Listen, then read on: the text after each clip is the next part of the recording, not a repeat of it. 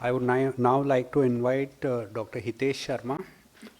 His talk is on HLA B27 related uveitis to treat, test, or refer.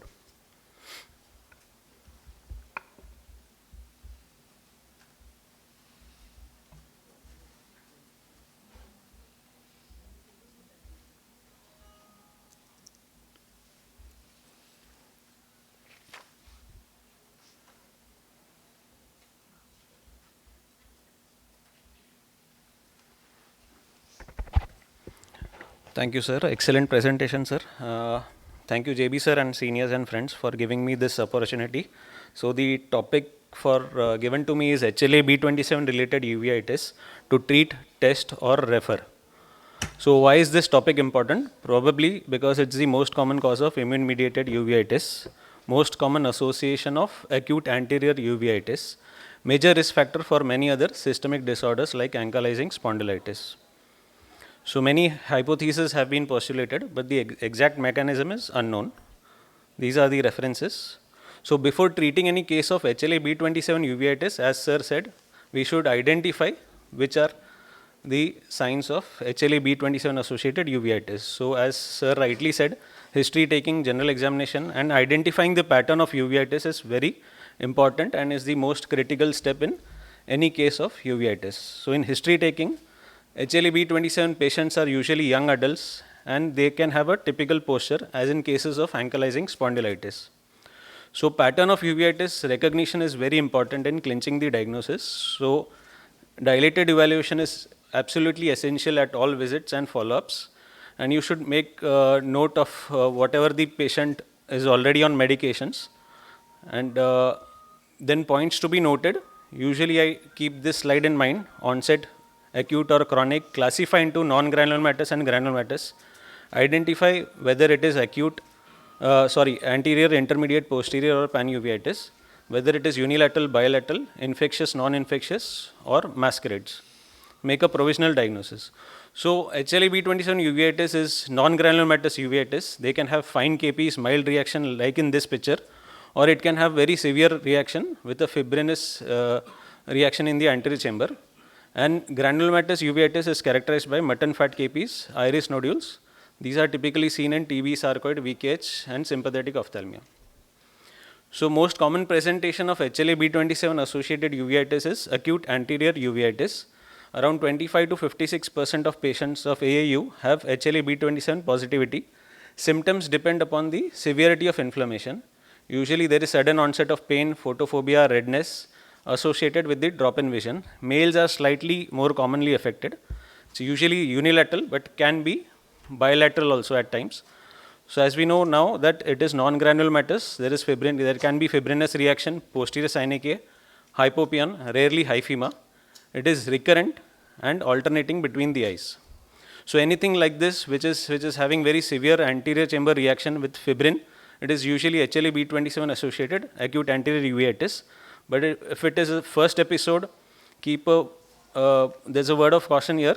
First episode rule of endophthalmitis, do B scan in all cases where you can't examine the posterior segment. Keep a close follow-up, see these patients every day, and then note the fundus. There can be hypopion in HLA B27 associated anterior uveitis. Other differentials are Behçet's disease, infections, lens-induced uveitis, and malignancy. Rarely there can be hyphema. So if you see hyphema with anterior chamber reaction, usually there is history of trauma or it is viral uveitis. Here you should note down the intraocular pressure also. Post-trauma, the pressure can be on the lower side, and in viral uveitis, as it is an hypertensive uveitis, pressures can be on the higher side. So this is a clinical image of a patient which I had seen recently. This is a HLA B27 positive patient presented with severe anterior chamber reaction with a hyphema and resolved beautifully well with just oral steroids and topical steroids. So this got accepted in the upcoming edition of Oman Journal of Ophthalmology. So now we know that it is non-granulomatous acute anterior uveitis, how to treat and when to investigate. So if it's a mild inflammation, as sir said, treat with topical steroids and cycloplegics. Explain recurrences to the patient. Patient counseling is very important. Explain recurrences if it is the first episode. I would investigate only if there is severe inflammation, there are other systemic complaints, or if there is some granulomatous reaction.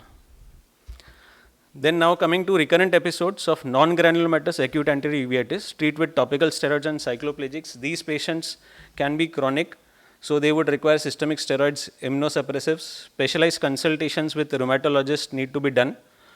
Coming to investigation, do all the routine testing, HLA B27 testing, test for syphilis and HIV, which is very important.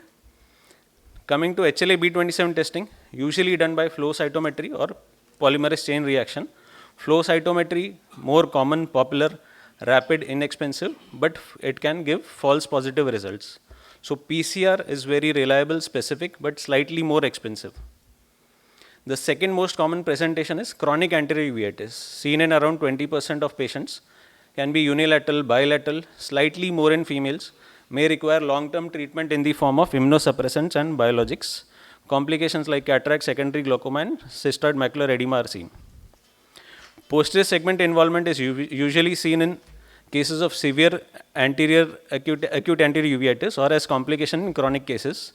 Vitritis, pars plana exudates, retinal vasculitis, epiretinal membrane, optic nerve head edema, and macular edema have been documented.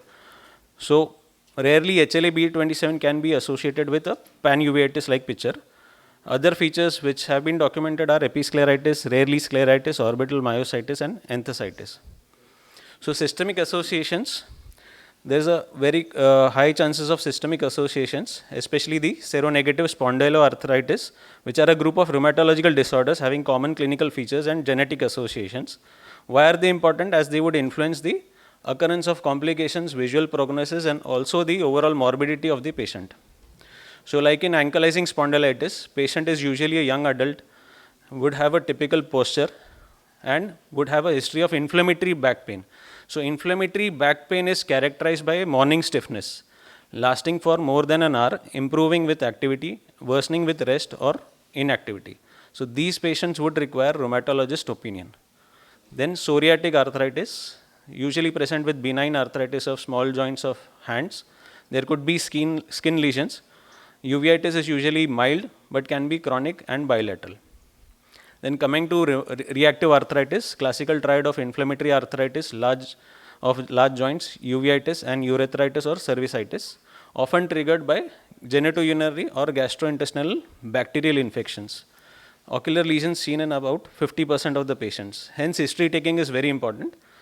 And then inflammatory bowel disease, Crohn's disease and ulcerative colitis. Patients can have recurrent episodes of abdominal cramps, pain, diarrhea, weight loss, and large joint effusions and arthritis. Isolated retinal vasculitis has been reported as a typical association with inflammatory bowel disease, especially Crohn's disease. So coming to treatment, as I said, topical medications, topical steroids, cycloplegics, depends on the severity of inflammation. Monitor for intraocular pressure, look for steroid response, and also cataract. Periocular and intravitreal corticosteroid injections and implants, useful in cases of cystoid macular edema, patients who cannot tolerate systemic corticosteroids, but glaucoma and cataract need to be monitored. Systemic corticosteroids in very severe cases and refractory to topical treatment, usual dose is 1 to 1.5 milligram kg per day is the starting dose and gradually tapered off over a few weeks. You should always explain all the side effects of corticosteroid before starting any treatment. And if there is relapse during tapering or the daily dose of oral steroids is more than 10 milligram per kg per day, immunosuppressive therapy should be considered. Then immunosuppressive agents, if there is no response, or as a steroid sparing agent. Before starting immunosuppressants, discuss various side effects, various options available, and take an informed consent from the patient.